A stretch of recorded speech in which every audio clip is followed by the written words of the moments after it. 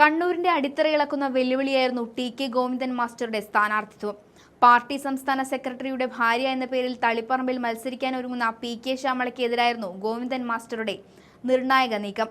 ആന്തൂർ നഗരസഭാ ചെയർപേഴ്സണായിരിക്കെ വിവാദങ്ങളിൽ പേരുവീണ ശ്യാമളയ്ക്ക് പ്രാദേശിക നേതൃത്വത്തിന്റെ പിന്തുണ ഉണ്ടായിരുന്നില്ല. പകരം എതിർപ്പുകൾ രൂക്ഷമായിരുന്നു. പാർട്ടിയിലെ നേതാക്കളെ എതിർത്ത് ശ്യാമള സ്ഥാനാർത്ഥിയാകുന്നതിനോട് ടി.കെ. ഗോവിന്ദന് എതിർപ്പായിരുന്നു. ഇപ്പോൾ ശ്യാമളയ്ക്കെതിരെ കണ്ണൂരിനെ വിറപ്പിച്ച് ടി.കെ. ഗോവിന്ദൻ എത്തുമ്പോൾ പി.കെ. ശ്യാമളയുടെ പ്രതികരണങ്ങളാണ് ചർച്ചയാകുന്നത്. ടി.കെ. ഗോവിന്ദൻ സ്വതന്ത്ര സ്ഥാനാർത്ഥിയാകുന്നതിനെപ്പറ്റി ചോദിച്ചപ്പോൾ താൻ LDF സ്ഥാനാർത്ഥി ആയതിനാൽ മറുപടി നൽകുന്നില്ലെന്ന് പറഞ്ഞ് ഓടി ഒളിക്കുകയായിരുന്നു ശ്യാമള. പാർട്ടി നേതൃത്വത്തിനെതിരെ ഉണ്ടായ വെല്ലുവിളിക്ക് മറുപടി നൽകേണ്ടതില്ലെന്നാണ് ശ്യാമള പറയുന്നത്. പാർട്ടി ആവശ്യപ്പെട്ടാൽ മറുപടി നൽകാമെന്നും LDF സ്ഥാനാർത്ഥി പറയുന്നുണ്ട്. പ്രതിരോധത്തിൽപ്പെട്ട് പി.കെ. ശ്യാമള ഉത്തരം മുട്ടിയിരിക്കുകയാണ്. ജനങ്ങളും ധാർഷ്ട്യം തുടരുന്ന MV ഗോവിന്ദനെ പിന്തുണയ്ക്കുകയില്ല. കണ്ണൂരിലെ ചെങ്കോട്ട തകർത്തെത്തിയ ടി.കെ. ഗോവിന്ദൻ വെറുമൊരു നേതാവല്ലെന്ന് ജില്ലയുടെ രാഷ്ട്രീയ ചരിത്രം തെളിയിക്കുന്നുണ്ട്. മികച്ച സംഘാടകനും പാർട്ടിയുടെ അടിത്തട്ടിൽ നിന്നും പ്രവർത്തിച്ചു വളർന്ന നേതാവ് കൂടിയാണ് ടി.കെ. ഗോവിന്ദൻ. തളിപ്പറമ്പ് മണ്ഡലം LDF കൺവീനർ ആയിരുന്ന ടി.കെ. ഗോവിന്ദൻ തന്നെയായിരുന്നു KP Padmanabhan, James Mathew, MV Govindan എന്നിവരുടെ തെരഞ്ഞെടുപ്പ് വിജയങ്ങൾക്ക് ചുക്കാൻ പിടിച്ചത്.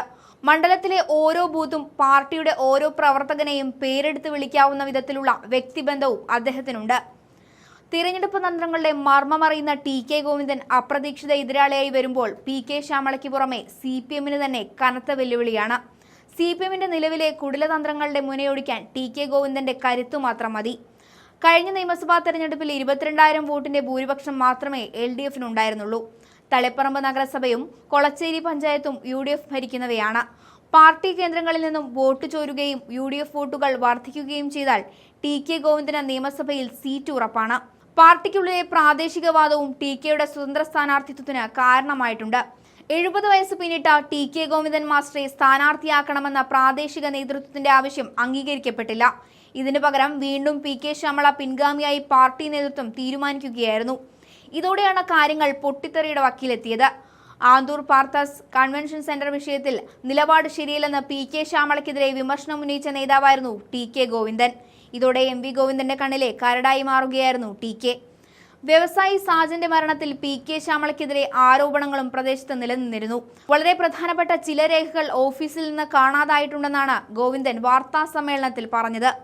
മാധ്യമങ്ങൾക്ക് മുന്നിൽ കൃത്യമായ മറുപടി പറയാനാകാതെ തപ്പിത്തടയുന്ന ശ്യാമളയുടെ സ്ഥാനാർത്ഥിത്വം CPM-ന് തിരിച്ചടി തന്നെയാണ്. ഭർത്താവ് പറഞ്ഞത് കേട്ട് സ്ഥാനാർത്ഥിയായ ഭാര്യ പി.കെ. ശ്യാമളയ്ക്ക് പറയാനൊന്നുമില്ല എന്നതിൽ അത്ഭുതമില്ല. പാർട്ടി രക്ഷിക്കുമെന്ന അമിത വിശ്വാസമാണ് പി.കെ. ശ്യാമളയ്ക്കുള്ളത്. ശ്യാമളയുടെ പ്രതികരണം കാണാം. സ്ഥാനാർത്ഥിയായി തീരുമാനിച്ചതിന് ശേഷമാണ് ആദ്യമായി മാധ്യമങ്ങൾ കാണുന്നത് തളിപ്പറമ്പിൽ ഇടതുപക്ഷ ജനാധിപത്യ മുന്നണിയുടെ സ്ഥാനാർത്ഥിയായി എന്നെ തീരുമാനിച്ചിരിക്കുകയാണ്. എൻ്റെ വിജയത്തിനു വേണ്ടി നിങ്ങളുടെ എല്ലാം പിന്തുണ ആദ്യമായി അഭ്യർത്ഥിക്കുകയാണ്.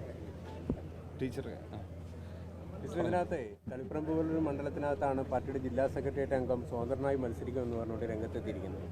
വലിയ തരത്തിലുള്ള വിമർശനം ടീച്ചറുടെ സ്ഥാനാർത്ഥിത്വം സംബന്ധിച്ച് ടി.കെ. ഗോവിന്ദൻ ഉന്നയിക്കുകയും ചെയ്യുന്നുണ്ട്. പാർട്ടി സംസ്ഥാന സെക്രട്ടറിയുടെ ഭാര്യ മത്സരിക്കുന്നു എന്നുള്ളതാണ് പ്രധാന ആക്ഷേപം. ഇപ്പോൾ ഞാനിപ്പോൾ ഇടതുപക്ഷ ജനാധിപത്യ മുന്നണിയുടെ സ്ഥാനാർത്ഥിയാണ്. CPM-ൻ്റെ സ്ഥാനാർത്ഥിയായിട്ടാണ് ഞാൻ മത്സരിക്കുന്നത്. നിങ്ങൾ പറഞ്ഞ വിമർശനങ്ങളൊക്കെ ഉയർത്തിക്കൊണ്ടുവന്നിട്ടുള്ളത് പാർട്ടിക്കെതിരായിട്ടാണ്.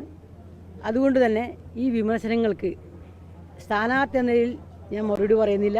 ഇതിന് വ്യക്തമായ മറുപടി പാർട്ടിയുടെ ഭാഗത്ത് ഉണ്ടാവും എന്നാണ് പറയാനുള്ളത്. അല്ല, ഈ സംഭവങ്ങളെല്ലാം നിങ്ങളിപ്പോൾ ഞാൻ പറയുന്നത് ഈ പറയുന്ന എല്ലാ വിമർശനങ്ങളുമായി ബന്ധപ്പെട്ടുകൊണ്ട് പാർട്ടി എന്ന രീതിയിൽ മറുപടി പറയും. അപ്പോൾ പാർട്ടി വളരെ വ്യക്തമായിട്ട് എനിക്കൊന്ന് ഇന്ന് തന്നെ പാർട്ടി തന്നെ വ്യക്തമായി മറുപടി പറയുന്നുണ്ട്. അപ്പോൾ നിങ്ങൾ ക്ലാരിറ്റി ആക്കിയിട്ട് പോകാൻ വേണ്ടി അല്ല, അതെല്ലാം വ്യക്തമായിട്ട് പറയൂ. അല്ല, അങ്ങനെയല്ല, പാർട്ടി പറയട്ടെ. ഇപ്പോൾ ഈ പ്രശ്നങ്ങളുമായി ബന്ധപ്പെട്ടുകൊണ്ട്